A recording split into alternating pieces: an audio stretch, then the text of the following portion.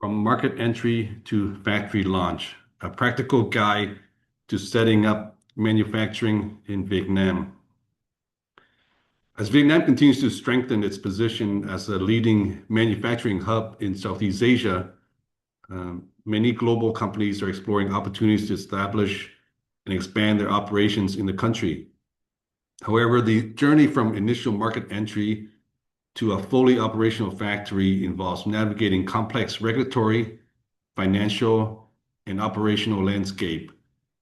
This webinar provides a practical end-to-end guide for companies looking to set up manufacturing operations in Vietnam. From understanding the current manufacturing landscape and market entry strategy to selecting the right location, setting up banking and payment structures, and overcoming common bottlenecks during factory launch, our experts will walk you through each critical stage. This afternoon's webinar is organized by Incorp Vietnam, an Ascentium company, part of the global Ascentium Group, supporting business and integrated corporate advisory and outsourcing solutions throughout their expansion journey in Vietnam. We are also joined today by industry experts from leading organizations, including Savills Vietnam, Standard Chartered Bank Vietnam, and BW Industrial, providing insights across industrial, real estate, banking, and factory operations. Next slide, please.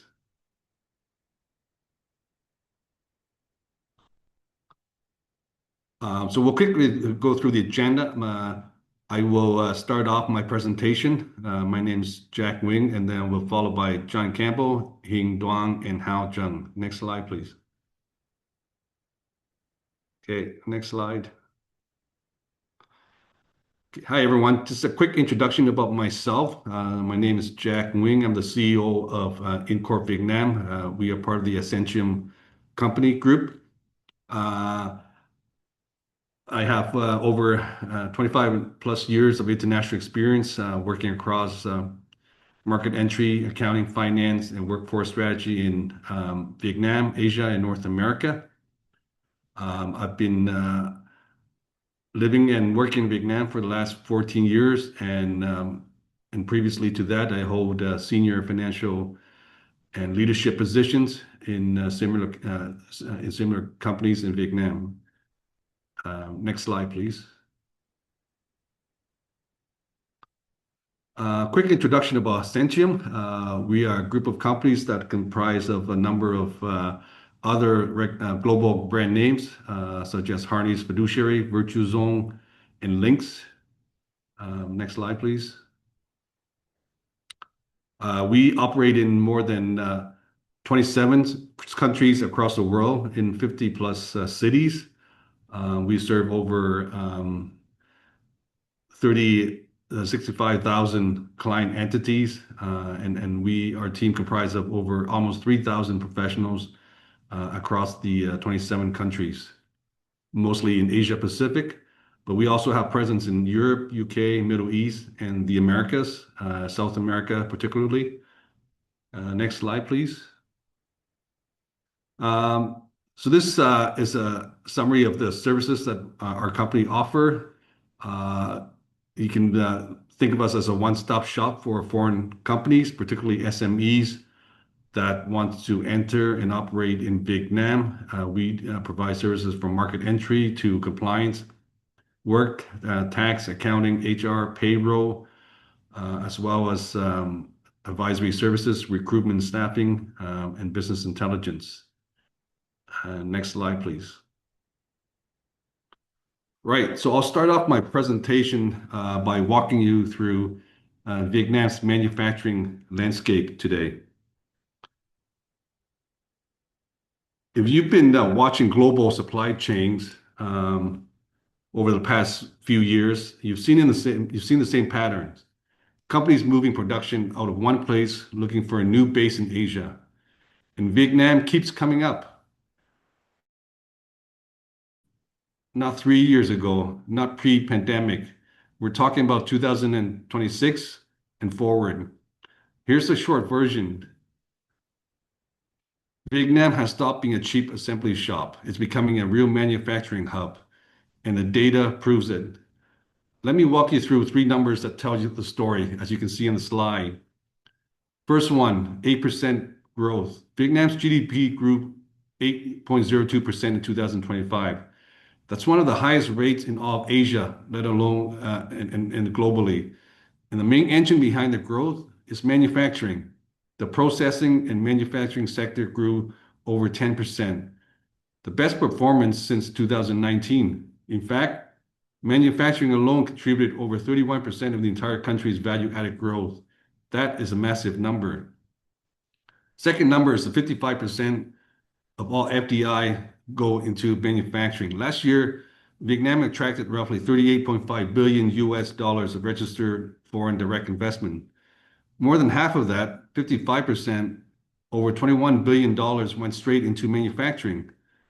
Not real estate, not services, factories, production lines, and industrial parks attracted these foreign investments. But here's what's really interesting. A big chunk of that money wasn't from new investors. It was from existing ones expanding. They're already operating in Vietnam. They're increasing capacity, upgrading technology, and extending their timelines. That tells you something important. The companies already in Vietnam are doubling down. They see their investment in Vietnam as a great return. They're not leaving. And the third number is 88% of exports. That's the share coming from processed industrial goods, electronics, machinery, phones, garment, footwear. In 2025 alone, computers and electronic products hit 107 billion US dollars in export, up 48% from the year before. Mobile phones added another 56 billion. So when you set up in Vietnam today, you're not an experiment. You're joining a mature, fast-moving ecosystem with real scale. Next slide, please. So what's driving this growth? Two things. First, Vietnam's trade deal network. You may have heard Vietnam has signed multiple trade agreements with many countries around the world. Through FTA, Free Trade Agreement with the European Union, CPTPP with Japan, Australia, Canada, and RCEP with the wider region, manufacturers based in Vietnam get preferred access to some of the world's biggest markets. That's not nice to have. It's a structural advantage you can't easily find elsewhere in Asia.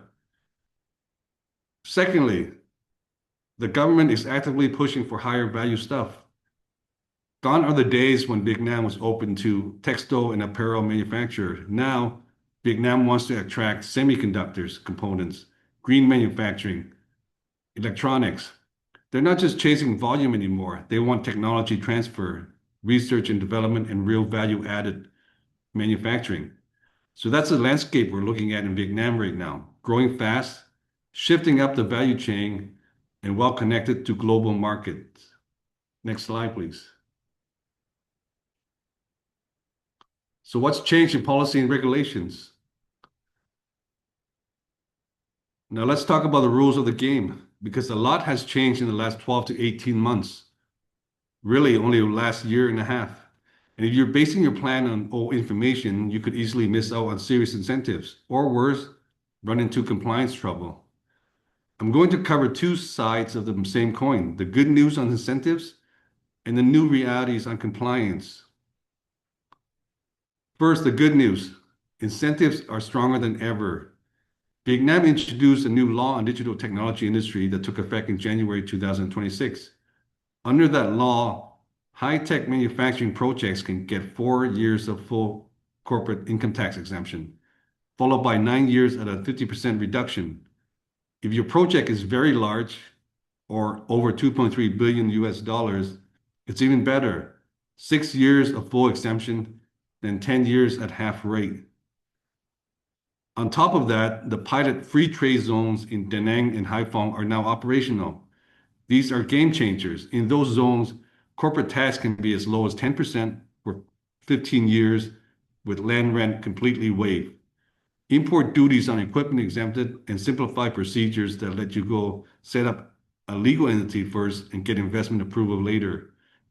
So yes, Vietnam is very serious about attracting advanced manufacturing. The incentives are real and they're competitive with anywhere in the region. Now, the flip side is regulation is also getting tighter and stricter. On March 1st, 2026, a new investment law came into effect. The overall philosophy shifted from hard to enter, loose once you're in, to, and I like this phrase, easier to enter, but stricter once you're operating. What does that mean practically? For most manufacturing projects, you can now incorporate your company first and apply for the investment certificate after. That saves you 2 to 4 months of waiting. That's a big improvement, and that's a big change in Vietnam. But, and this is critical, post-licensing companies' compliance is tougher. Environmental impact assessments, labor law enforcement, and rules of origin are all being checked more carefully. Vietnam wants to stop simple assembly operation that just glue parts together and claim made in Vietnam. You need to have a real value added in the country. Typically, that means uh, either achieving 30 to 40% local content or a genuine tariff classification change. Next slide, please. The real cost of doing business, labor and compliance. Two things that sometimes get overlooked until it's too late are labor and compliance. Because here's the truth, Vietnam's costs are rising and the rules are getting stricter. First, the labor costs. At the start of this year, in January 2026, the regional minimum wage went up by 7.2%. That's the biggest single increase in years. What does that mean in real numbers? In major industrial zones like Bac Ninh, Bình Dương, and Ho Chi Minh City, production workers are now earning around 350 to 380 US dollars a month. Skilled technicians are over 400 US dollar a month and climbing. And it's not just the wage itself. Competition for talent is heating up, especially in the north. Big anchors like Samsung and Foxconn are constantly hiring, which means smaller and newer entrants have to work harder to attract and keep good people. So if you're building a labor-intensive operation, you need to budget realistically. Don't use numbers from 2 years ago. Secondly, compliance is no longer a formality. Vietnam is cracking down on a simple assembly operations. You can't just bring in parts, glue them together, and slap Made in Vietnam on the box anymore. Here's what you need to know. Environmental impact assessments are mandatory and they're rigorous. You need to plan for waste treatment, emissions, water usage, all of it. Labor law enforcement is strict. Contracts, overtime, social insurance. The authorities are paying attention to all these. And lastly, rules of origin. To qualify for Vietnam's tariff beneath under FTAs, you generally need either 30 to 40% local content or a genuine tariff classification change. That's not optional. That's the price of entry into those preferential markets. So the bottom line is this. Vietnam is no longer a place where you can show up, rent a factory, and figure things out as you go. The incentives are real and generous. I covered those earlier, but they come with expectations. You need a professional entry plan. You need to budget for compliance, not just rent and wages. And you need local partners who understand how to navigate this. Next slide, please. Connecting this to your location planning. Next slide. Location plan. So where should you put your factory? All right, let's get straight to the question everyone in this room is thinking. Where exactly should I put my factory? That will help transportation, helps attracting labor. The honest answer is it depends on your supply chain. That's the main driver, not just land price, not just labor costs, but where your components come from and where your finished goods need to go. So let me break it into three simple scenarios. First is the northern region. We're talking about Hanoi and the outlier provinces around Hanoi. If 40 or 50% to 50% or more of your bills of materials is coming from China, components, sub-assemblies, raw materials, then in the north is your natural fit. Provinces like Bac Ninh, Haiphong, and Tai Nguyen have built their entire industrial ecosystem around cross-border supply chains. Why? Because these provinces are very close to the border with China. Trucks crossing are efficient and lead times are short. That's why Samsung, Foxconn, and LG are all up north. So think about that northern border region as part of the whole total supply chain ecosystem of these major companies like Samsung and Foxconn. Okay, supplies and parts are not just in China, but also in Vietnam as well. Secondly, southern Vietnam. If your supply chain is global, coming from Korea, Japan, Europe, or the United States, then the south makes more sense. Okay, so it's not from if not from China, then southern Vietnam is where you need to be. Ho Chi Minh City and Binh Duong give you access to deep water ports like Cai Mep, Ti Vai. That's Vietnam's only port cluster with direct shipping routes to America and Europe. No transshipment through Singapore or Hong Kong. That's the real logistic advantage. And if you think about the merger of the three major geographic locations between Ho Chi Minh City, Bình Dương, and Vũng Tàu, there's a purpose behind that merger. Is to give it's to give that merged new location access to deep water ports like Cai Mep. Thirdly, Central Vietnam. If cost is your absolute top priority and you're willing to build your supply chain over time, meaning you don't need fully mature supply ecosystem on day one, then Central Vietnam around Da Nang is worth a serious look. Land prices are lower, occupancy is only around 56%, and the new free trade zone incentives are very attractive for early movers. So the rule is simple, follow your supply chain. If it's China heavy, then go north. If it's global sourcing, go south. If cost is a priority and you have the time to build out, then Central is your best bet. Next slide, please. So let's talk about land availability and market opportunity, because a lot of investors hear high occupancy rates and think there's no space left, but that's not the full picture. Yes, occupancy in northern industrial parks is around 80 to 85%. In the south, is up to 90%. But here's where those numbers don't tell you. First, secondary provinces still have good supply. Places like Hưng Yên, Vinh Phúc in the north, or Long An in the south, just outside the main hubs, have land available. And new industrial zones are being launched in phases, so don't assume you're locked out. Secondly, ready-built factories are a game changer. In 2025, the North absorbed over 420,000 square meters of ready-built factory space. In the South, ready-built factory space occupancy is around 95%. That's how popular they've become. And you'll hear more about it later from speakers from Savills and BW. Why are these popular? Because of speed. Compare the timeliness. If you lease land and build your own factory, you're looking at 12 to 18 months before you produce your first product. Permits, construction, utilities, they all add up. But if you rent a ready-built factory, you can be operational in 6 to 9 months. That's half the time. For many companies, that speed advantage alone justifies the slightly higher rent. Now, one thing more, don't underestimate the domestic market.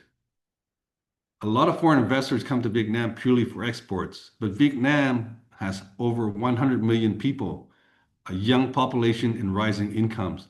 That's a real consumer market. If your product can sell locally, and many can, then Southern Vietnam gives you a huge advantage. You're close to your customers, distribution networks are better, and the services ecosystem is more developed. So before you decide, ask yourself a simple question. Are you here for just for exports? Or do you also want the domestic market access? Next slide, please. Free trade zones, a strategic shortcut for manufacturing entry.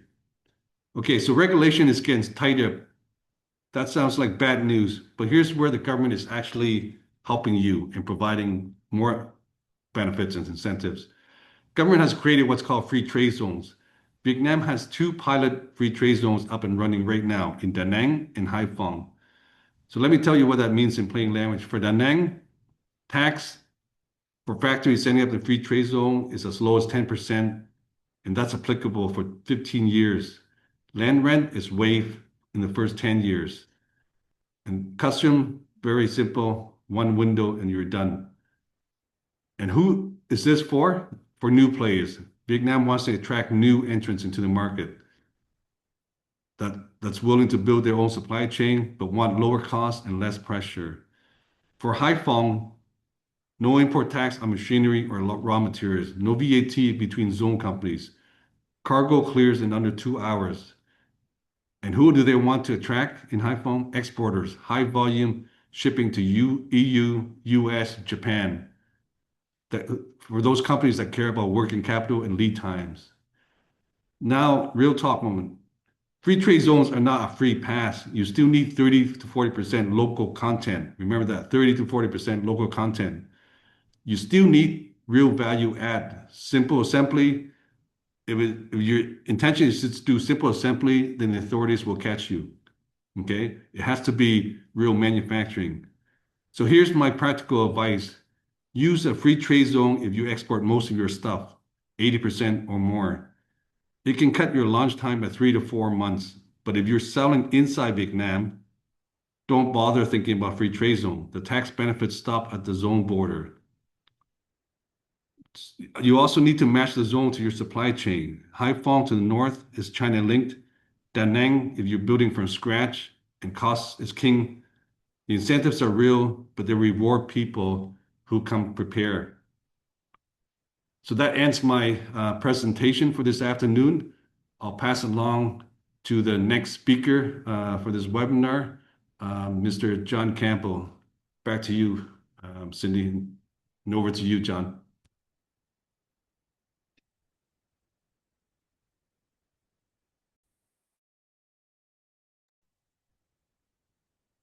Thank you, Jack.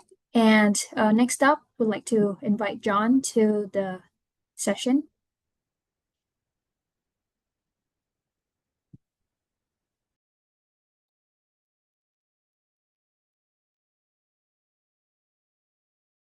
Sorry, just want to make sure my sound is on. Hi, guys. So I'm just going to share my screen and I'm going to pull up my presentation. I'll be sharing the slides myself. So just give me 1 second here.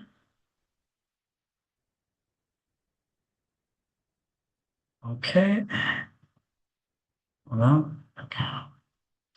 Okay. Here we go. Okay, so just want to make sure you can see the screen. Cindy, is that visible? It is visible, John. Perfect. Okay, so Jack covered quite a bit there already, especially with regard to manufacturing. So my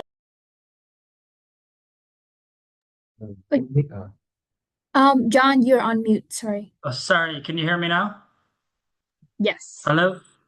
Okay, so for my presentation today, I'm going to focus on from site search to cost drivers.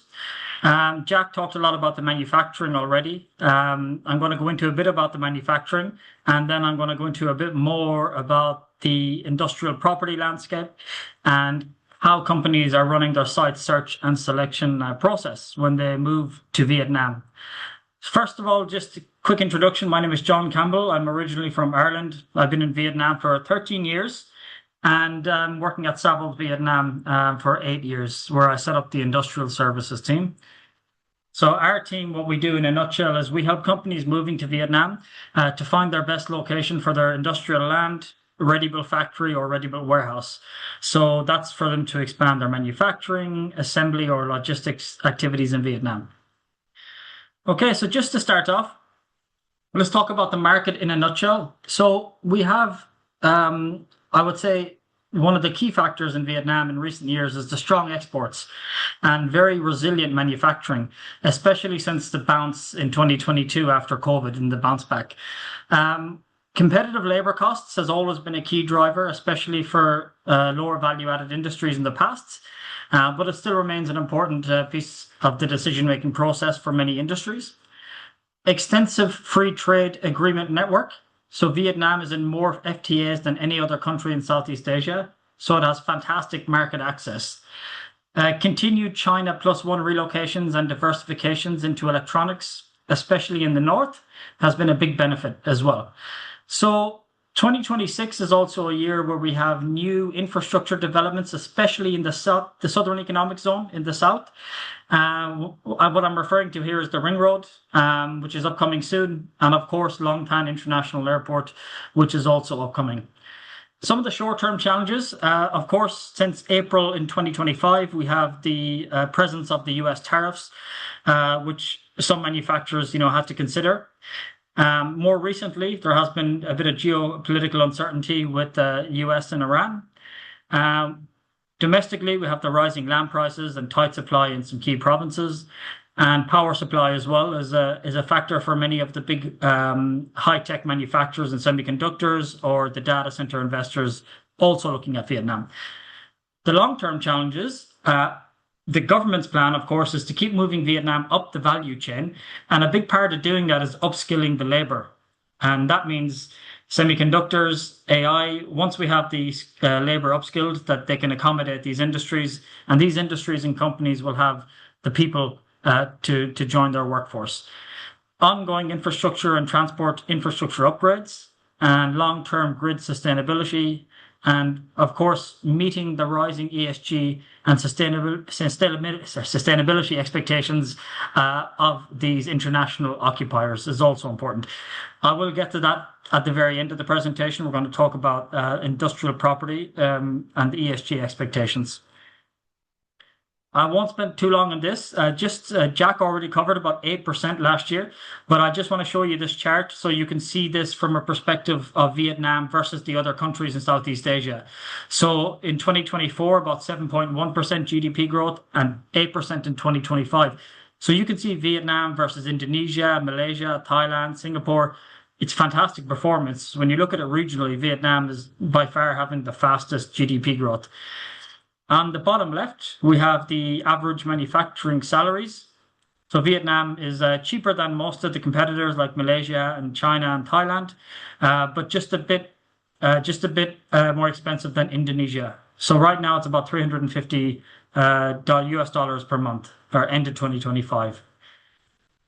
Population, young and dynamic workforce, over 100 million people. This is another key factor for a lot of the companies coming here in terms of hiring, but it's also a key factor for the growth of the e-commerce and logistics as well. The rising middle class, more disposable income, the big population and young people purchasing things on their phone is another reason why we're seeing a lot more e-commerce companies and some of the new players coming from China into Vietnam as well, like Shein and these companies trying to set up warehousing here. Another thing that's very important when it comes to costs when manufacturers move to Vietnam is they need to look at the electricity costs and the construction costs. So the electricity costs for corporate use is actually very competitive. It's just a bit ahead of Indonesia, but you can see there on a global scale compared with China, India, and these other countries, it still is competitive. Construction costs, a bit of a similar story. So in yellow is for basic factory shell, and in the dark navy is kind of for a more higher quality tailor specific factory facility. So around $300 to $380, $400 a square meter construction cost. Now, I will put a disclaimer in this and say these were some estimates from last year we put together, but of course with the geopolitical tensions in the world, there has been quite a big increase in the average construction cost, so the number's a bit higher now. But just for reference, you can see how Vietnam stacks up against other countries like Indonesia, Philippines, Thailand, and Malaysia. Okay, exports. So this chart is something I like to, usually in my presentations, I like to show because about 10 years ago, 15 years ago, when you look at the biggest FDI manufacturing projects coming in and the biggest exports going out, a lot of it would have been low value products like textiles, apparel, footwear. But when you look at this chart here, you can see from 2019 all the way to 2025, computers and electronics has risen every single year. So you can see there, it's actually steps like a staircase. It's up every year. And on the right there, you can see some interesting figures. So electronics from 2019 to 2025 is up 140%.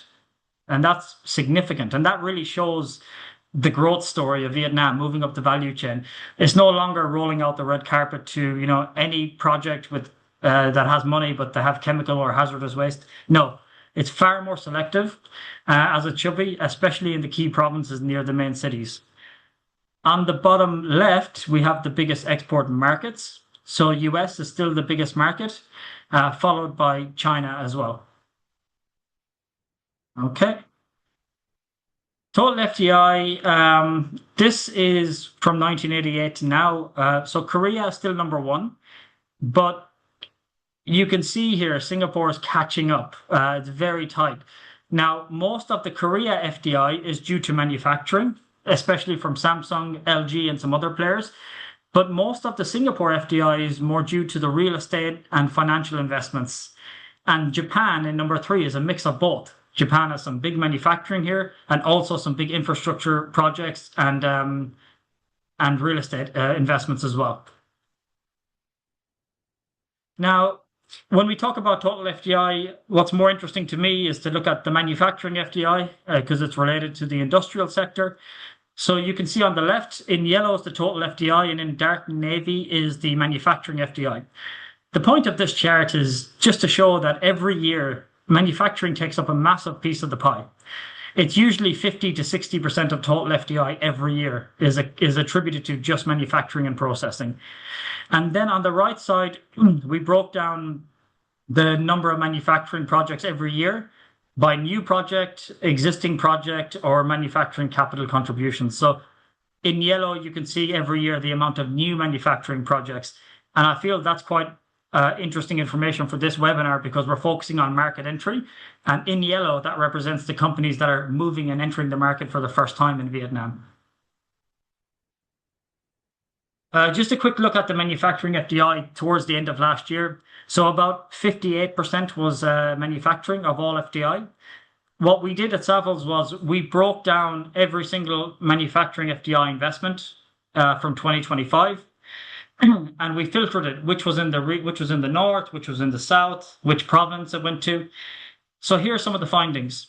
So 59% of all new manufacturing investment last year was in the north by terms of investment capital, and 33% was in the south. Now, only 9% is in central. That might not sound like much, but most years central has quite a smaller piece of the pie.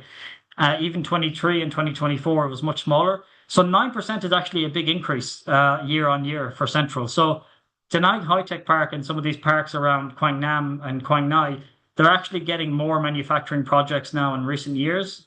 And we're expecting that to continue as well, especially around Da Nang and the high tech zone.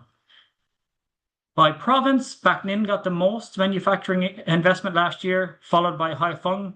And then in third place, we had Dong Nai representing the south.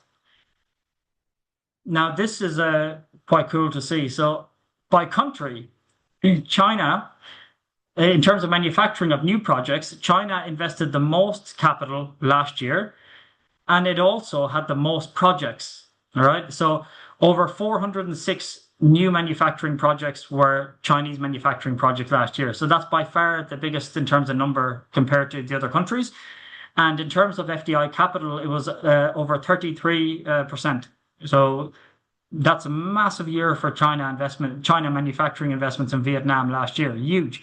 A few years ago, 2019, 2020, we were thinking a lot of the manufacturing coming out of China is foreign companies diversifying out of China. But now we're seeing domestic Chinese companies diversifying to Southeast Asia and Vietnam as well. So it tells an interesting story.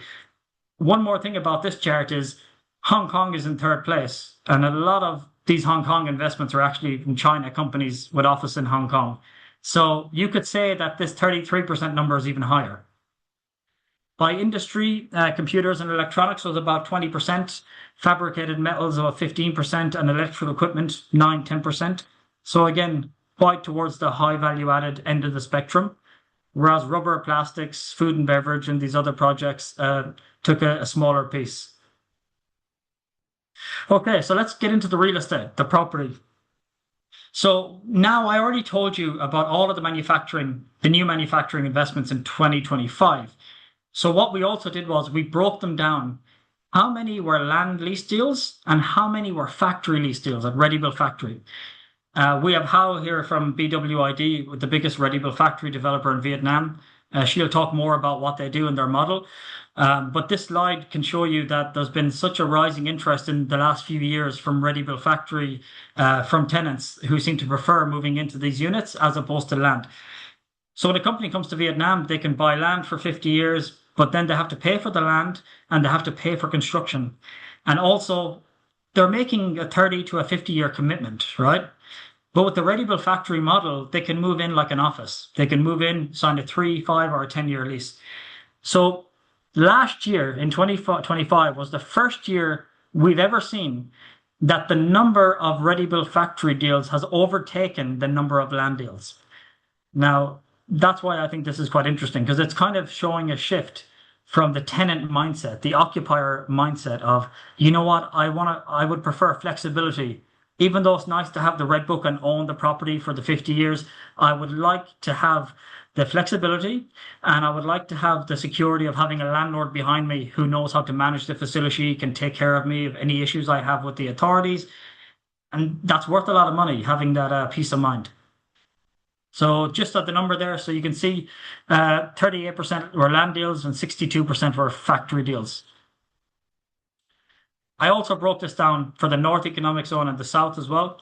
But you can see in the South especially, a really big portion of the factories, a really big portion of the manufacturing projects in the South were factory deals, about 68%, and about 32% were land deals. A bit closer in the North, about 56% were factory deals and 44% land deals. So talking about infrastructure, and then I'm going to talk about the site search criteria. So this is just a map of the North Economic Zone. So you see some of the main roads and projects there. I guess one of the few things we talk about with Hanoi is it doesn't have a port in the city like Ho Chi Minh, but it does have a fantastic expressway going to Haiphong, which is only an hour and a half away. That used to be nearly 3 hours drive, and it's almost cut in half now. So, even companies who are in Hanoi or Bac Ninh, they're not that far from the port, even though it looks like it's quite far on the map. In terms of driving distance, it's not that far. Now, the South is in the media a lot in the last year because 2026 and 2027 are the years that we're expecting, after a very long wait, expecting these new infrastructure projects, namely the Ring Road number 3 and Long Tan International Airport. So you can see here in yellow, the Ring Road number 3, that's, going to connect Binh Duong with Dong Nai, Long An, to Ho Chi Minh City. So this is going to be, it's going to play a big role in reducing congestion around the city and creating better access between the different industrial areas. And then Long Tan International Airport, which is over here, and you can see this number 1 sign, that is also going to be a factor because we talk about the electronics is in the north. But having a massive international airport in the South will help encourage some electronic investment to the South as well. Because a lot of these type of companies that are involved in chip assembly or high-tech precision assembly of chips, they don't necessarily need to be near the port. They actually prefer air cargo because that's what they import and export a lot of their chips and their small parts in. So a lot of these companies want to be near the airport. So this is why Long Tan is going to be quite a driver for the South to get some more of this electronics investment here, whereas traditionally we always think it just goes to the north. Okay, let's look at the actual industrial property performance. So north here, NEZ is the North Economic Zone, Industrial Park, IP. So this is the industrial land here. So we looked last year at all of the active industrial parks across the main provinces in the north. The average land lease price was about 3.4 million dong, which is, if I'm correct, I think it's about $143, $144 a square meter, roughly. The occupancy across these provinces was 85%, so there is quite a bit of demand and a bit of a need for more supply in some of the key areas. For example, Bac Ninh is a very sought-after province. It's almost 90% occupied, so there is some new supply needed there. Haiphong is also just above 80% now as well. In terms of developers, when you look at the north and the south, it's kind of interesting because this all comes back to if I'm a manufacturer, if I'm moving to Vietnam, the first thing I need to decide on which region, before I decide on which province. I start here in the funnel and I go down. So when I start at the funnel at the region, I have to look at the north versus the south. And when I look at the north, one of the factors is not just the price or the occupancy, but who are the developers? What are their company profiles like? What are they like? Are they state-owned? Are they private developers? How do they operate? So here you can see the top 5 developers in terms of hectares of land: Viglasera, Kinback City, Deep Sea, T&I Holdings, and VSIP. So all of those companies, except for VSIP, none of them have a presence really in the south of Vietnam. So when you look at the big developers in the north and the big developers in the south, apart from VSIP, they're totally different companies. It's almost like some developers stick in this region and some stick in this region. With the ready-built factory developers, it's different. There's a bit more overlap. But with the industrial park developers, it's quite interesting to see different players prominent in each region. I'll go back to this. I want to show you the South Industrial Park overview. So the average land price is about 4.7 million Vietnam dong, which is about $186, $187 a square meter. So that's almost a $40 difference, more expensive than in the South, which is quite a lot when you look at a big project. So this is somewhere where there is some concerns in the South in the key areas like Dong Nai or Bin Dung, because finding land is hard, but also any land you do find, the asking price is quite high now. So this is something that, depending on the industry, can be more concerning. If it's electronics or high value added, these industries have high margins. The cost of the land is not their biggest factor, so they can afford to spend a bit more because they care more about skilled labor. But for the other industries like fabricated metals, furniture, it's very difficult because these are cost-sensitive industries. So occupancy at 90%, quite high. Bin Dung is almost 100%. Not much, aside from VSIP 3, there's not much land available. Dong Nai is 93, 94%, which is very high. We do have new supply coming. We're waiting for Long Duc 3, for example, to come live as well, which will bring much needed supply to the province. Barrier Vung Tau is becoming popular in recent years because the land is more competitively priced. So the reason for this is we have two main popular ports in the south. One is Cat Lai Port in Ho Chi Minh City, and the other is in Kai Mep Port in Barrier Vung Tau. Kai Mep Port is a deep water capacity port. So some manufacturers now, they think, why do I need to pay this extra money and get land near Ho Chi Minh when I can buy land in Barrier Vung Tau that's cheaper, and I'm near Kai Mep Port and I export all of my product to US or to Europe. So that's why Barrier Vung Tau is starting to get that interest in recent years. When we looked at the north, I told you about the top 5 developers. So here, again, totally different developers. Aside from VSIP, these other names are not really present in the north. So Bicamix, Sonadesi, Tinya, Ideco. So really a totally different set of companies there managing the parks here. You can also see 25,000 hectares. So the amount of industrial land in south is a lot more. That's because some of the first industrial parks in the country, like in the late 90s, early 2000s, were built in the south.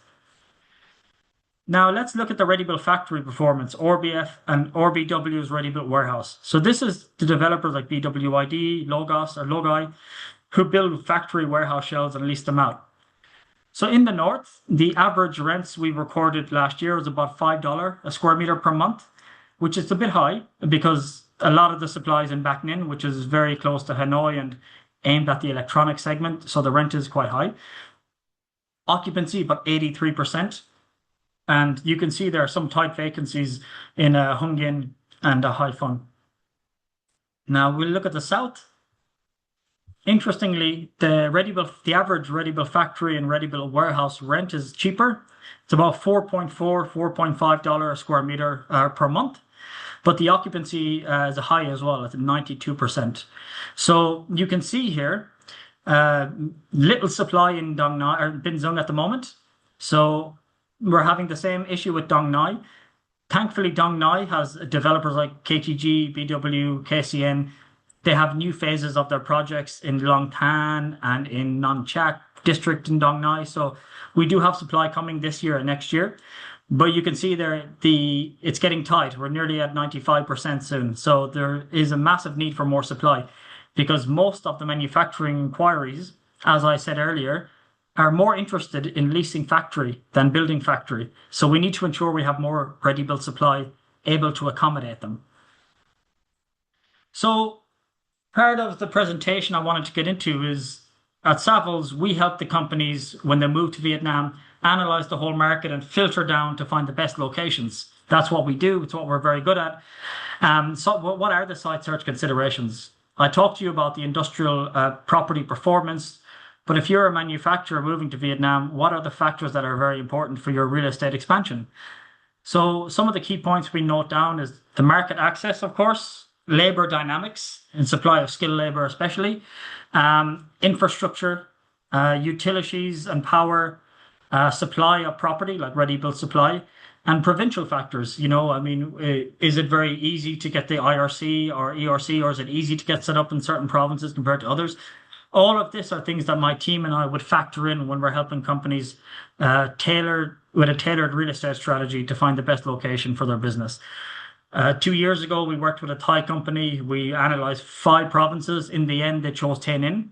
Tay Ninh is not somewhere we worked with much in the past, but for their business requirements, for what they were producing, what they needed, it was the perfect location.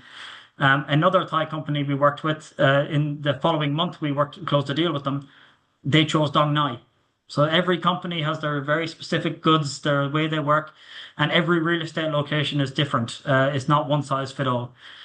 So you can see here, all of it comes in together. The real estate, workplace, finance, all of it is connected into the strategy.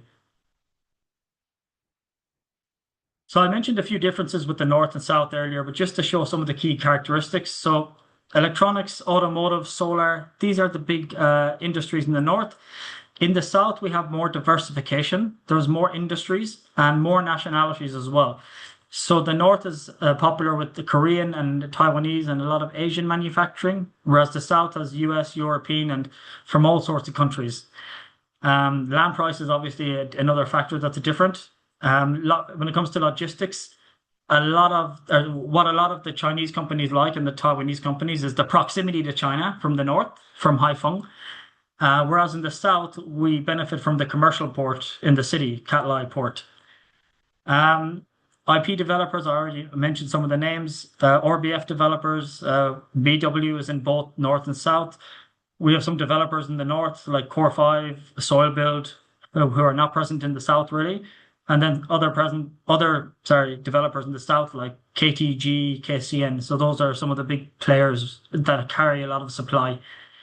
Tenants, Samsung, LG, Foxconn, Compal. These are some of the famous names in the North in this business.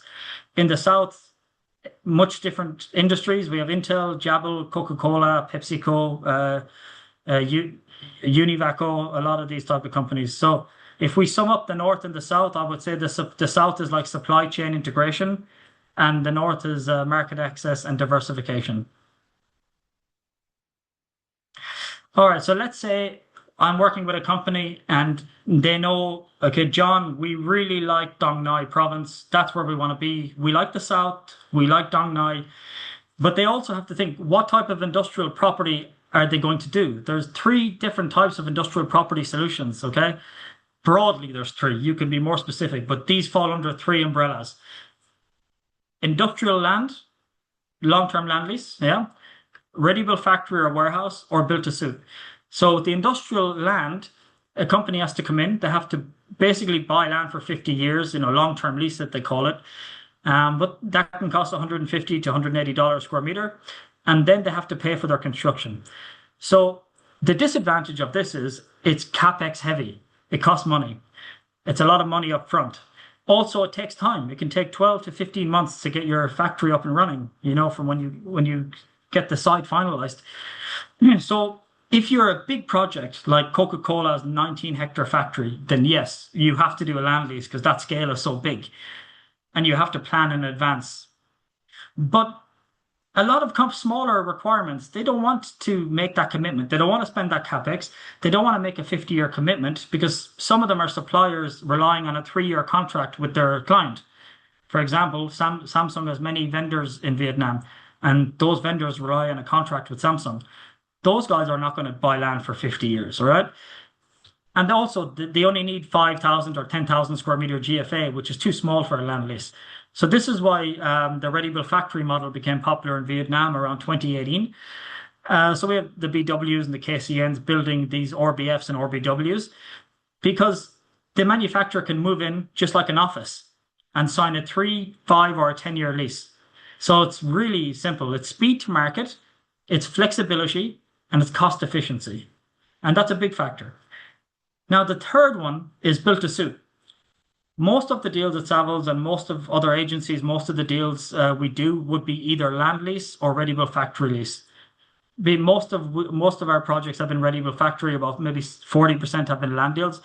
We've closed our first built to suit last year. There's not a whole lot of built to suit yet in Vietnam. It is getting there. We're getting there. Some of the big built to suits in the market now is an e-commerce company like Shopee and in BW's project around Coochie, because the reason if you want to do a built to suit is you don't want to buy land, but also the ready-built warehouse or the ready-built factory, the building specs are not suitable for your business. It's not specific enough. So let's say you say, look, we like the ready-built factory warehouse model, but we need more loading bays, we need better ceiling height.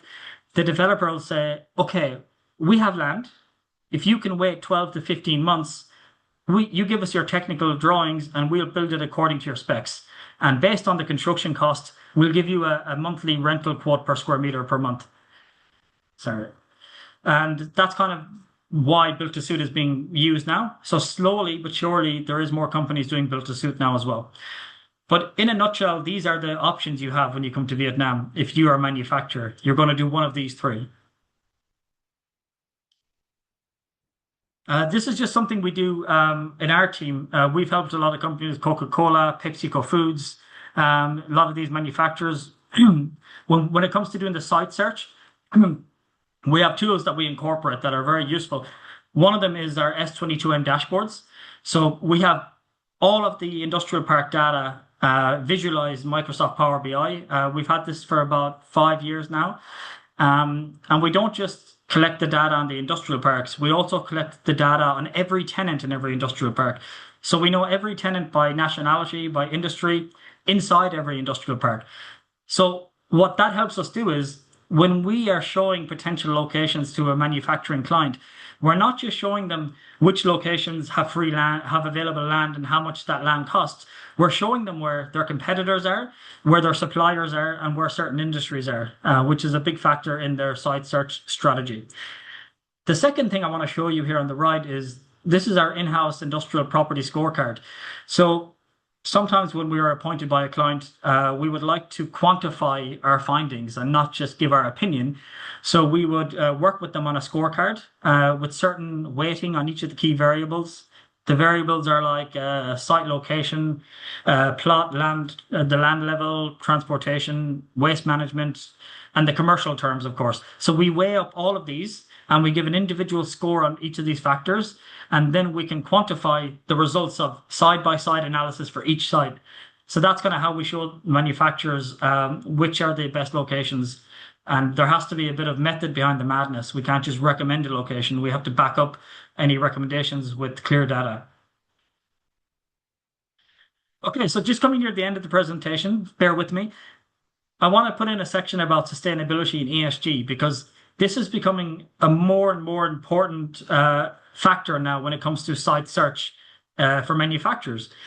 So when you think about sustainability and technology adoption, you think energy management, the building automation, all of that, enhanced design, all the fancy stuff.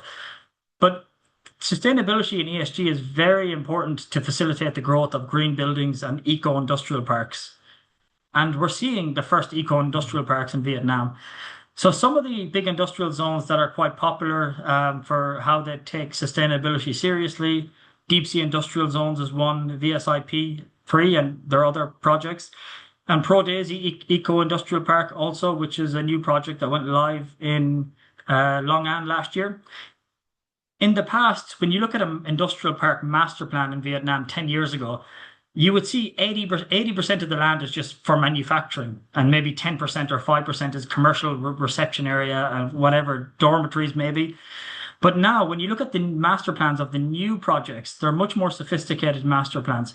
They have areas for R&D, areas for commercial data center, they have areas for the logistics, and then they have areas for the manufacturing. So it's much more diversified and much more thought put into it and more future-proof.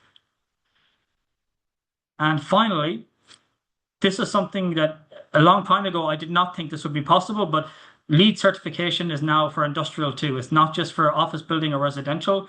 So on the right-hand side, we have some end user manufacturers who build their own factory and got LEED Gold certification. Coca-Cola, Tetra Pak, Trelleborg, Spartronics. These companies build their own facility to top-notch standards. They got the LEED certification. And then on the left side, we have ready-built factory and ready-built warehouse developers too.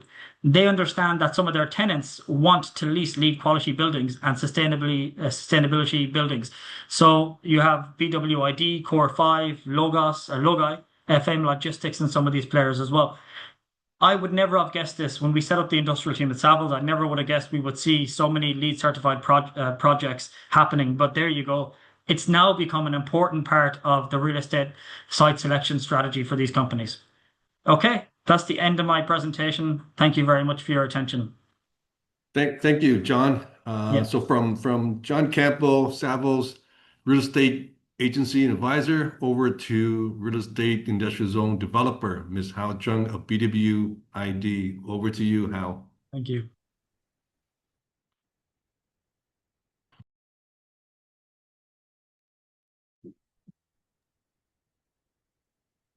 Oh, sorry. Hing from Standard Chartered Bank will go, and then Hao Chung. Over to you, Hing. Yeah, thank you, and Jack. Can you hear me clearly? Yes, we can hear you very clearly. Yeah, thanks, Cindy. Can you help me to share the screen to the audience? Yeah. So good morning, good afternoon, and good evening, everyone. Thank you very much for joining us today. And thank you, and Jack and Joan, for the very insightful information. My name's Hiền. I'm covering product and solution sales and channel development, SME banking, Standard Chartered Vietnam. Today, I'm pleased to share with you how we support the FDI to implement the banking setup and capital account opening, operating account management, and ethics governance through their establishment and growth journey in Vietnam. So the session will focus on practical banking, regulatory, and operational consideration. So next slide, please. So as many of you may know, that Standard Chartered is a leading international bank headquartered in London with over 170 years of history, and we have a presence across 53 markets. We have a long-standing and deep franchise in Asia, uniquely covering all ASEAN markets with strong capabilities in China, Africa. For foreign direct investment, we are really a trusted banking partner supporting capital inflows into Vietnam with the capability to manage cross-border funding, compliance, and future expansion. I'm very proud to share with you about Standard Chartered Vietnam. Standard Chartered Vietnam has been present for more than 120 years. Our first branch opened in 1904, and we have a local incorporation established in 2009. We are consistently recognized for SME banking, trade finance, and cash management. We are the best foreign bank for 4 years in a row, and we receive reputational awards from trade finance and cash management.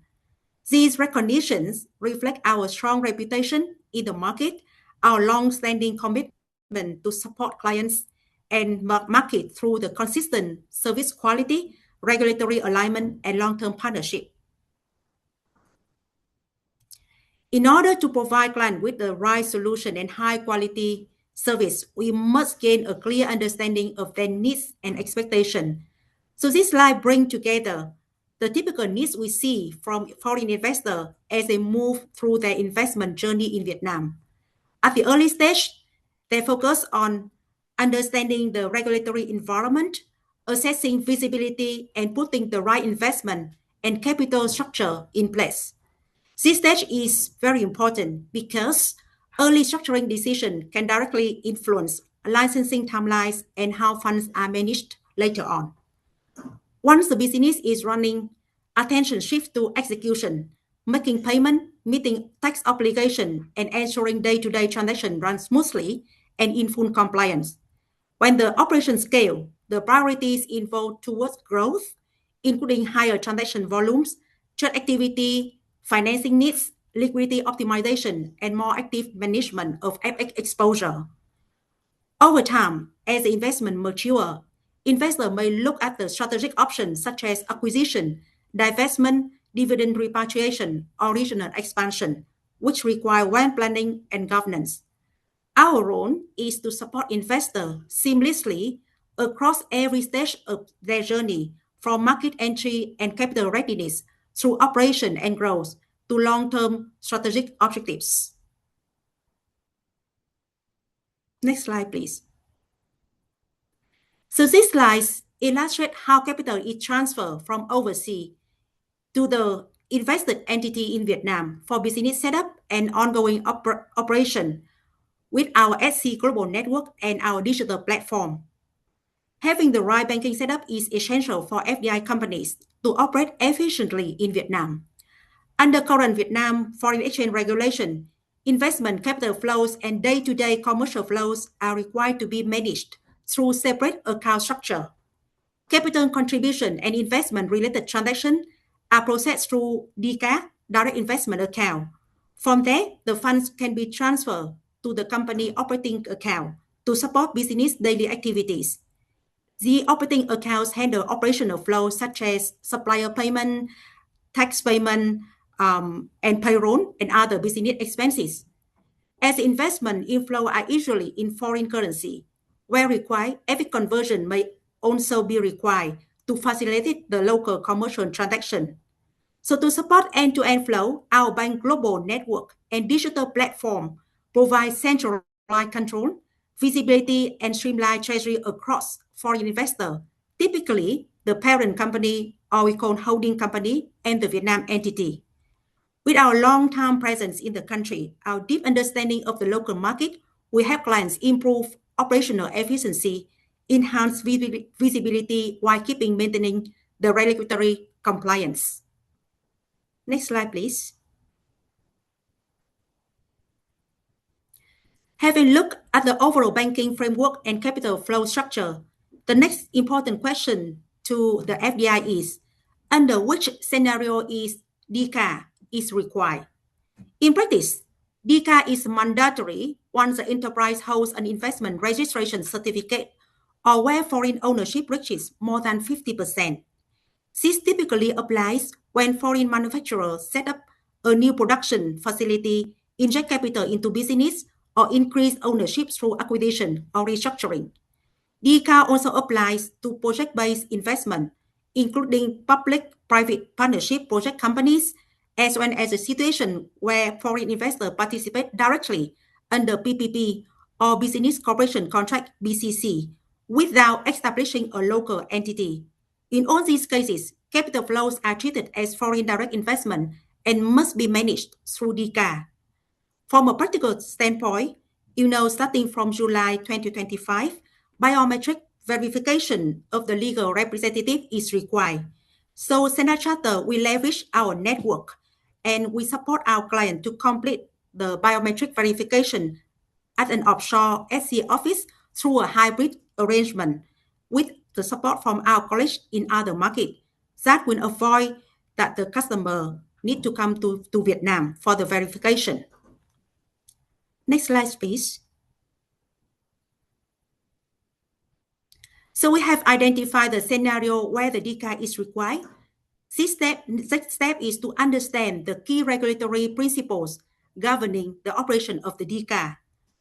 Under the current regulation, FDI entity is allowed to open only one foreign currency DCA for capital contribution at a licensed bank in the same foreign currency as registered. Where capital contribution is made in Vietnam Dong, VND, they can open an additional VND DCA at the same bank.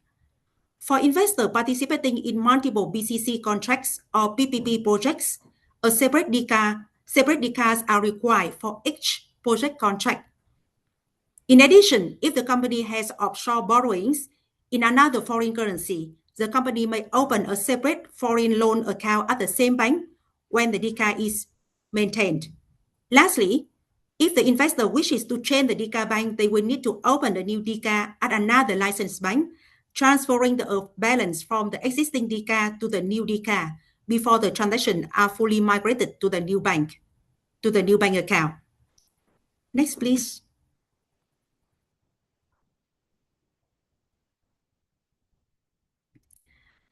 So this slide illustrates the typical inflows and outflows of direct investment account. On the inflow side, the DCA may receive capital contribution, share premium, proceeds from capital increase, and disbursement of offshore shareholder loans. In the context of M&A transaction, proceeds relating to the transfer of investment capital will flow via DCA. On the outflow side, common transactions include dividend repatriation, repayment of offshore shareholder loans, and remittance of investment proceeds in cases such project termination or divestment. There are some important compliance for investors that we would like to highlight to you. Capital must be completed within the timeline set in the IRC. Second, when arranging for remittance transfer, the remittance details should be carefully prepared, including the investor name, amount, currency, remittance purpose, and register the address. Particularly, the remitting information should be consistent with the investment registration document to avoid processing delays or compliance issue later on. Next slide, please.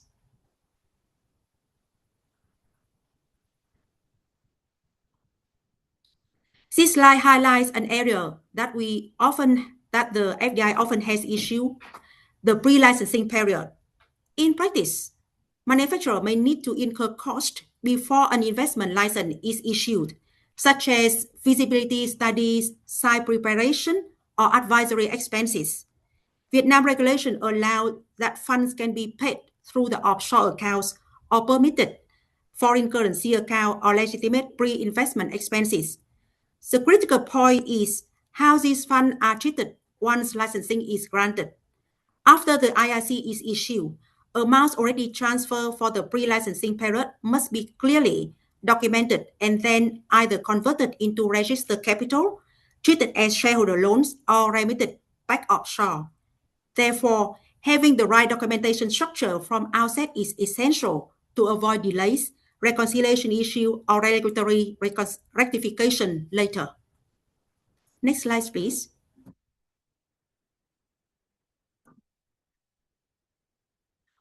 Once the operation starts, the operating account becomes the core engine for day-to-day execution. Through a single operating account, manufacturer can manage vendor and utility payment, payroll, tax obligation, and group or intercompany transaction within a controlled and compliant framework. Payments can be processed in bulk or individually, both locally or cross-border, with the ERP or host-to-host integration, marker checker approval, and real-time status tracking. Tax payments are directly integrated with the Vietnam Tax Authority, while payroll solutions support multi-bank salary payments and growing headcount needs.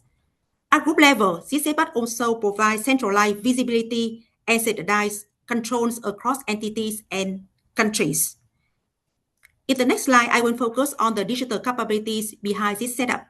Next slide, please. So all the things you saw on the previous slide is enabled through our straight-to-bank. We call the S2B. It's our digital banking platform designed with clients and for clients. The platform provides secure access with biometric authentication and mobile tokens, while remaining easy to use across devices. Finance teams can get intuitive dashboard with real-time visibility of accounts, payments, and cash position, supporting faster and better informed decision. From an integration perspective, Straight2Bank connects seamlessly to your ERP or treasury system via host-to-host or API, reducing manual processing and reconciliation. The platform also supports digital onboarding, customizable views, and scalable cash management, FX, and trade finance capabilities.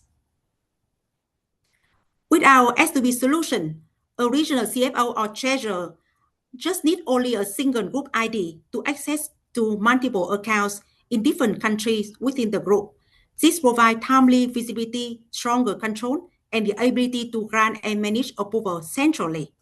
For manufacturer, this means automation, control, and readiness to scale without compromising security or compliance. Next slide, please. So as mentioned before, I would like to share with you on the financial markets in Vietnam. US dollar VND market in Vietnam is a managed float regime rather than fully floating FX market. The State Bank of Vietnam plays a central role in regulating the exchange rate through the central rate mechanism, trading ban, and FX transaction rule. As you can see on the screen, that the exchange rate is based on average interbank exchange rate, a basket of 8 currency that have a close trade and investment ties in Vietnam, macroeconomic movement, and Vietnam monetary policy targets. Currently, the trading band is plus or minus 5%. In practice, this mechanism means the government does not allow fully market-driven FX pricing. With this control mechanism, SBV can stabilize the market by adjusting the central rate or adjusting the trading band and interest rate, or even the SBV can intervene in the market via buying or selling directly to the market. Overall, SBV target is to maintain FX stability, control inflationary pressure, and support investor confidence, and ensure orderly capital flows in a high trade-dependent economy. Next slide, please. So this one share with you that the popular FX transaction in Vietnam market, usually that customer can do spot transaction or forward transaction. For the forward transaction, that the maximum tenor is up to 365 days. And in Vietnam, the client are required to submit the supporting document for when they want to buy the foreign currency.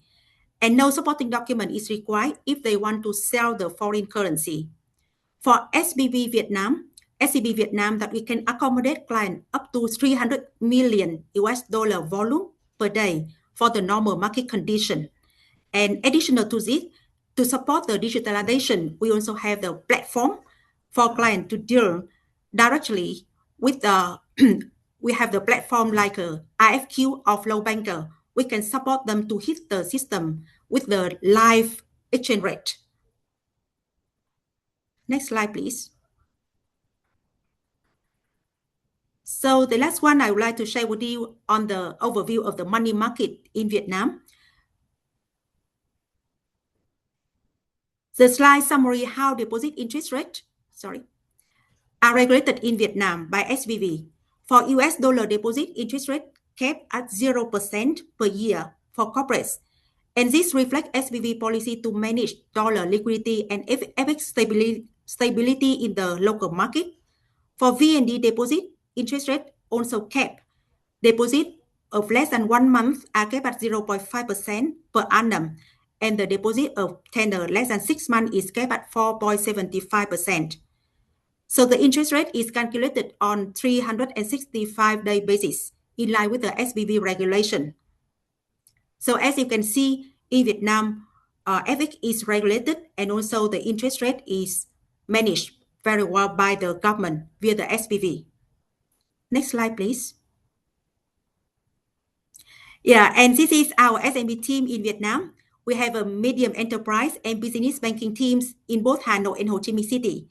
Our teams are ready to support clients from initial market entry through business expansion and regional growth. We look forward to continue through the discussion with you and answering any question in the Q&A session. Thank you very much. Right. Thank you, Hing. And our last but not least speaker, Ms. Hao Chung from BW ID. Over to you, Hao. Thank you, Chị Hiền, and thank you, Jack. Hi, Cindy, can you help me share the screen, please? Sure thing, chị. Okay. Okay, so while Cindy shared the presentation, good afternoon, everyone, and thank you for staying until the last section. I will keep my presentation short so we can have time for the Q&A section.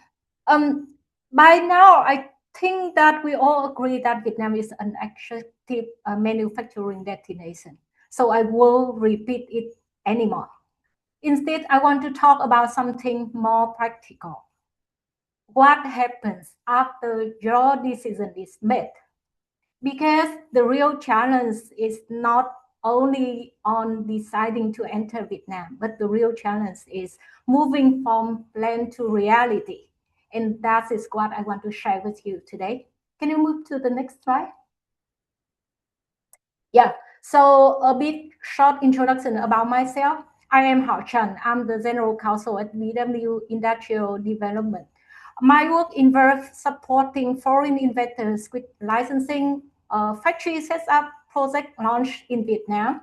So currently, we are serving about more than 500 clients over the countries. Over the years, I have seen many projects from both the legal side and business side. And one thing is clear to me is that factory set up in Vietnam is not a legal process. It's a coordination process. Can you move to the next one? Okay, so let me start with a very common situation. You are an investor. You enter Vietnam with a clear plan in mind. You say that we will set up the company, secure the site, get approvals, fit out the factory, install equipment, and start operations in 6 or 12 months. It's very common, right? On paper, it sounds very reasonable. But in reality, sometimes you can see that 6 months can become 12 months. 12 months can become 18 months, or sometimes it's 24 months, or even 36 months. Then at that time, you may ask, what went wrong? What's wrong with that? And my answer to my clients is nothing wrong at all. The issue is that execution in Vietnam requires coordination, and coordination takes time. Can you move to the next one?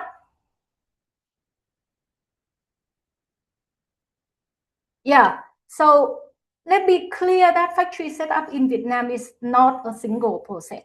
It's a chain of steps. First, you need to get the investment license or IRC and set up the company. Then you acquire the land or lease the factory for your manufacturer. And then you get environmental approval, then fire safety approval. Then you move to the construction or fit out permit. After that, you can equip you can install the equipment and start your operations. If you look at each step, it may be very simple by itself, but steps are connected. One approval may depend on another, and one authority may wait for another authority's opinion. So when one step slows down, then the whole timeline slows down. By that time, the timeline just quietly expands, but maybe you don't know until you do it. Okay, can you move to the next one? Okay, so let me give you a real example here. We have an experience that in the past we wanted to adjust our factory design. The reason we do that was very simple. The market demand had changed. Customer wanted a different factory size and layout. From a business perspective, the decision totally makes sense. But approvals were not simple at all. The authority asked, why do we need to change the design? What is the evidence? Did you get the customer's commitment yet? Of course, they won't commit until we change, right? Then the challenge is the market can be real. Market demand can be real, but not easy to prove on paper from day one. Customer may show their interest, but they may not sign any binding agreement until the factory is built and ready. So the lesson here is that in Vietnam, it is not enough to have good business logic. You need to have good paper and good documents as well. Okay, can you move to the next one? Yeah, so for many projects, people ask, so what would be the area that the project may be delayed? So from our observation, it could be 3 areas. First, about the land-related procedures. This often the biggest issue because land connect to many legal and administrative steps. And then the second one is about in environmental approval. This can be a key gate before the project can move forward. If you cannot get it, you cannot move. And the third one would be fire safety approval. Fire safety approval is not, it should be considered from very beginning, not after design is finished. If you do consider after you finish your design, you may need to reconsider it again. And I have to be clear here that these are not only Vietnam issues. In many other countries, they have their land, their environmental, their fire safety requirement. It would be very similar to Vietnam. But in Vietnam, the key challenge is coordination. If coordination is not managed early, the time start to build in, and you may be delayed further. Okay, can you move to the next one? Okay, so this is the most important point. Vietnam is not a single system. It's a network of systems. There's investment law, there's land law, there's construction law, there's environmental law, and fire safety rules. Also, we have different government authorities. We have national authorities, provincial authorities, industrial zone authorities, and we also have technical agencies. Sometimes you can see that the same rules can be understood differently between different provinces. You can see that this creates both flexibilities and also uncertainty. So a successful investor doesn't try to oversimplify Vietnam. They learn how to navigate the system. Can you move to the next one? Okay, so you may ask, so what do successful investors do? Here's our observation. First, they prepare it early. Not just legal documents, but also technical documents, design documents, financial information, and project explanation as well. And second, they don't work on their project step by step. They work on it in parallel whenever possible. For example, when they set up the company, they also review the site, they also review the construction spec. And also, when they review the site, they can start tracking environmental requirement, fire safety requirement. And then they engage earlier. They don't wait. They speak to authorities, they speak to developers, they speak to consultants and contractors as well before any problem appear. And the final one, this is the most important one. They work with good local partners. A good local partner is the one who not only know the regulations, they also know how things work in practice. And in Vietnam, local execution capability is crucial for your success from our observation. Okay, can you move to the next one? Okay, and also this is the question that we usually see from our investor. They ask, how fast can we launch? I think the better question should be, how should we sequence the approvals? In Vietnam, sequencing is very important. If you get the sequence right, you can save months. If you get it wrong, then you lose months. For example, if you finish the design before checking the fire safety requirement, then you may need to redesign it later. Or if you choose a site before you check the environmental issues, you may face delays or problem later. So the strategy here is not just to push it faster. The strategy is to plan it smarter. Okay. Next one. This one I think and Jack already covers, but I want to emphasize a bit here. Even you get all the approvals already and you start operation, you need to prepare for it. First, about the labor. In Vietnam, we have a good labor force, but workers in Vietnam may need training, especially for technical manufacturing. Training time, I think you should take it into consideration as part of the launch plan. And second one about the utilities, power, water, wastewater, telecommunication, logistics, and everything. You need to check it early and take all of them into consideration. Otherwise, a small utility issue can become a big operational issue later. And the third one, I think this one also important, is about compliance. Recently, we see that in some provinces like Bắc Ninh or Bình Dương or Hải Phòng, there are more and more cases that some manufacturers got administrative penalties from the government authority for violating their reporting obligation in environmental issue or tax or labor issue as well. So you need to pay attention to these compliance matters. But be clear that all of these are manageable. You just need to plan for it. Okay. We can move to the next one, please. Yeah. After all of this, you may ask, if execution is not simple, why do investors still choose Vietnam? I think my answer is very simple. Because Vietnam works. Vietnam has become a real manufacturing ecosystem, and it has industrial infrastructure.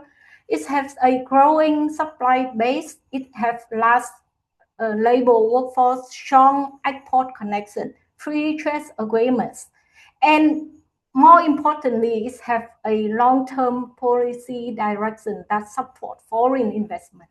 So the opportunity here is real, but the opportunity here rewards investors who execute it well.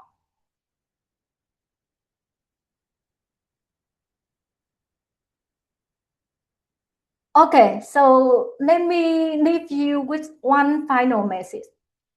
Vietnam is not a plug-in and play market. You cannot simply arrive, register the company, list a factory, install equipment, and expect everything runs automatically.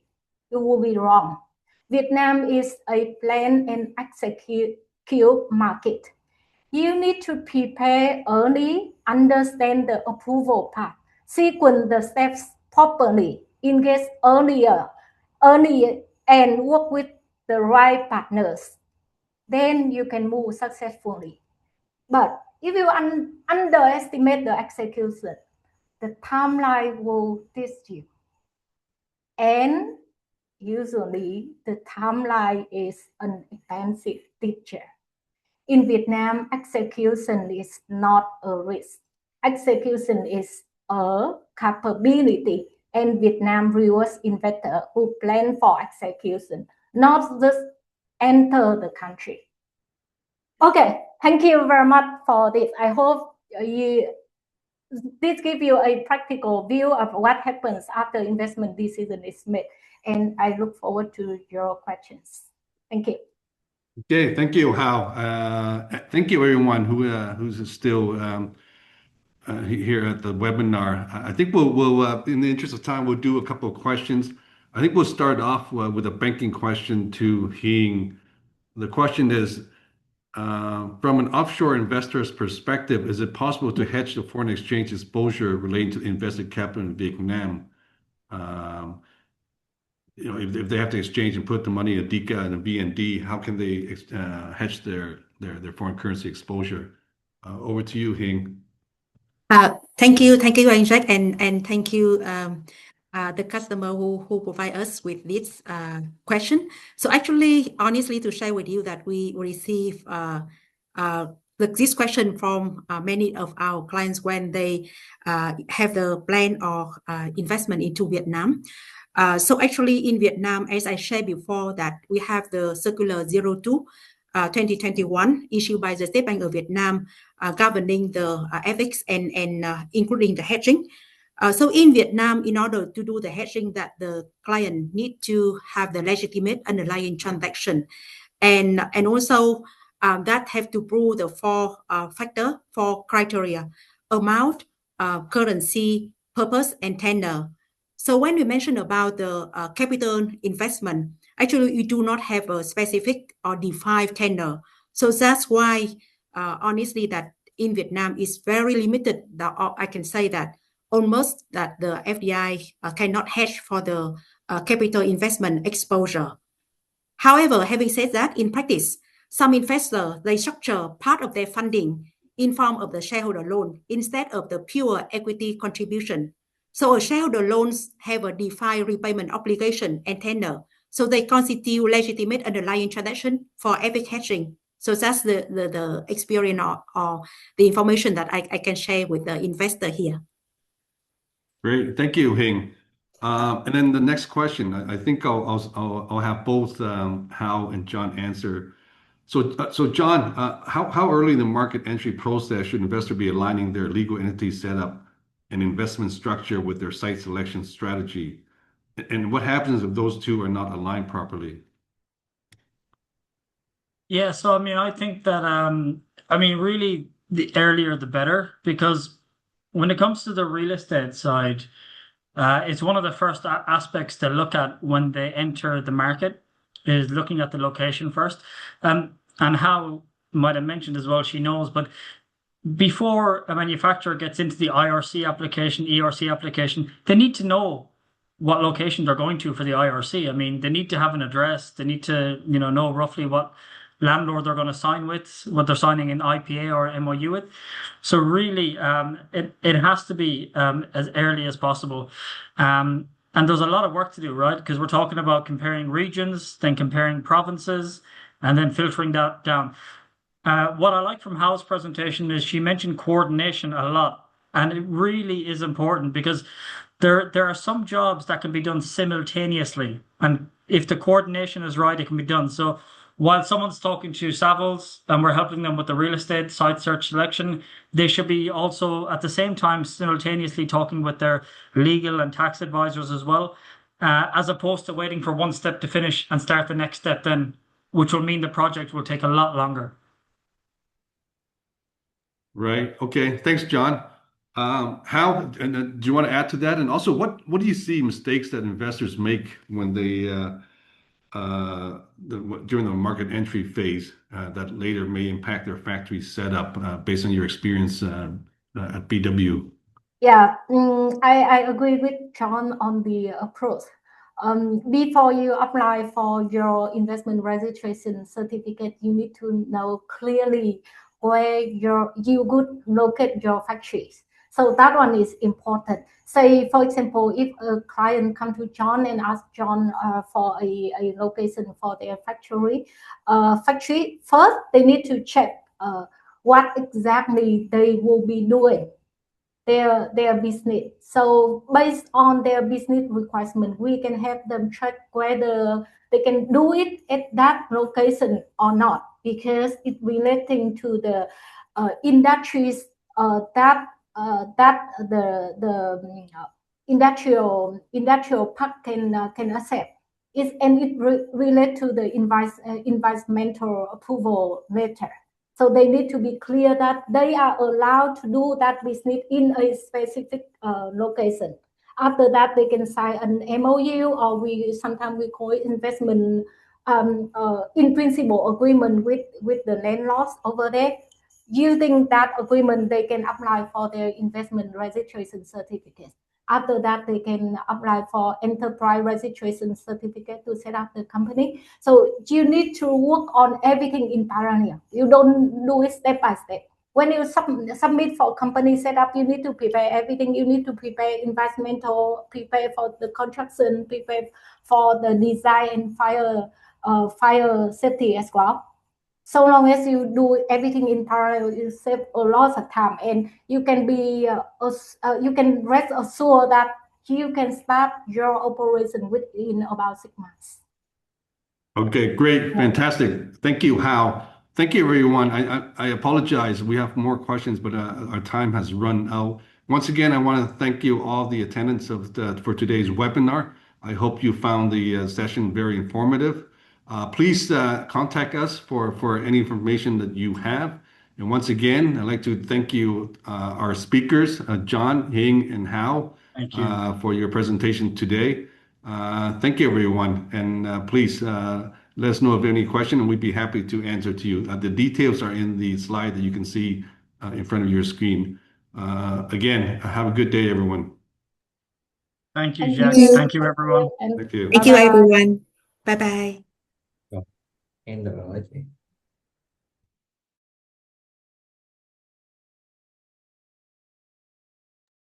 Em